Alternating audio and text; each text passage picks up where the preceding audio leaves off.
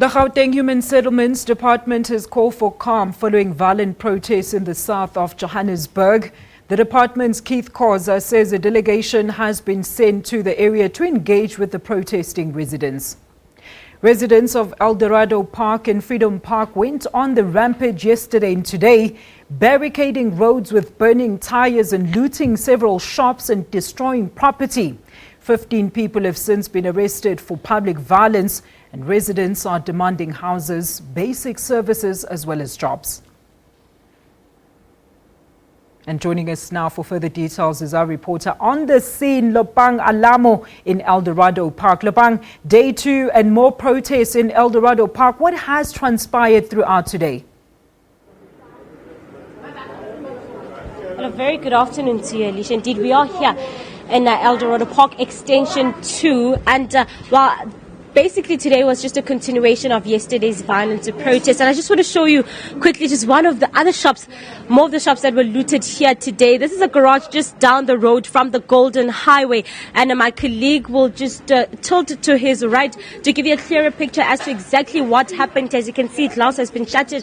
There's absolutely nothing in the garage. It has been cleaned out. The ATM just outside also has been smashed into, while the community members are now regrouping and are walking up towards the Golden Highway where the protests happened yesterday. But this is just, just a picture of what happened here today. As you can see, the garage is completely cleaned out. There's nothing left, just some of the dirt that they had left. We're still waiting for the police to come to arrive and assess the situation, but it's been quite tense, where residents say that they're not going to stop protesting until the MEC for Human Settlements, Paul Mashatile, comes to address them. He was scheduled to visit the area today. Community leaders were in Extension 6 of this very community waiting for Paul Mashatile to arrive, but he has not yet arrived at the moment. But I'll also walk you quickly outside. You can see some of the people who are here, some of the residents who are here, who say that they were not part of the protest.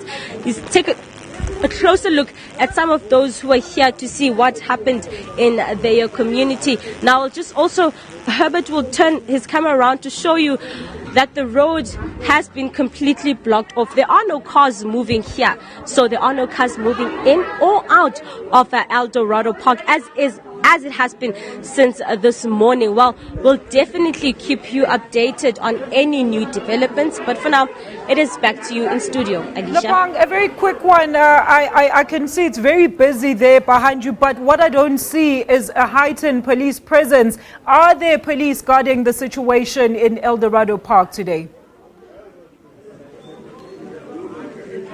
Well, Alicia, there's been a very high police contingency here today, throughout the day rather. But I will tell you that it's quite different from yesterday's protest, in the sense that police are not in a stationary position. They're not in the same space.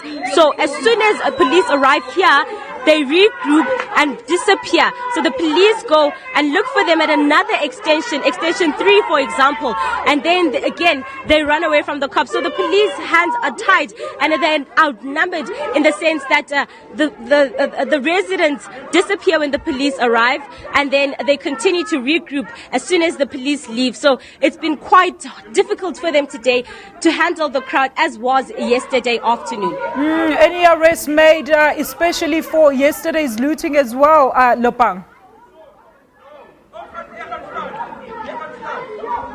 Unfortunately, no arrests from yesterday's lootings happened, but we saw 2 people being arrested here earlier on today when we got here. So those are the only confirmed arrests that we have. Other than that, there's not been any more arrests. And well, fortunately for the protesters, no one was injured today, except for some media personnel, including our camera, colleague Herbert Memela.